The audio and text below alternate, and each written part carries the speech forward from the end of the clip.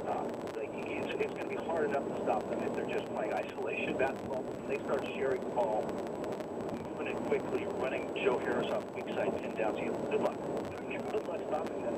Boston put up 123 last night, whatever it was. Like, Boston scored against them. It just doesn't matter when they're rolling like this. And I think as long as they're willing to keep doing that this playoffs, I'm not sure if anyone can beat them when they're playing like that. It's a 2-2 series with the Clippers and Mavericks. I was actually hoping that the Clippers would get their act together. I just don't want to see this fall apart out of nowhere like that. If the Clippers were to lose in the first round, is Ty Lue done, or do you think that Steve Ballmer's a little bit more patient than that? I'm not sure I would use the words Steve Ballmer and patient in the same sentence. But it's only been like a year. And it's been a long year, don't get me wrong here, but man, part of me, I'm like, I know it's the NBA, and I know that you're hired to be fired. Man, I'm curious if there was go ahead. I'm curious, and they have this really smart, great front office that's made all these kind of, look, they've had misses, but they've had more hits than misses, and made aggressive plays. But I think that there would have been changes probably up the ladder. I don't know that the coaching was the question. You'd start to get into roster construction, but if they want to, ultimately, whatever they decide, whatever happens with this series, which I watched in the last couple of games, I think they figured it out. But even if they don't get to the finals, they fall to the Lakers, and Steve Ballmer's teaming. Changing this roster around is really difficult. They're pretty locked in.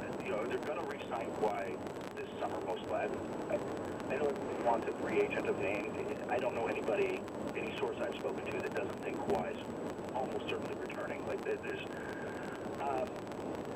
you're kind of locked into this unless you want to trade Paul George. It's really difficult. They got rid of all they don't have any draft picks left. They don't really have great players. It's going to be tough. So this is what it is. They kind of have to figure out how to make it work.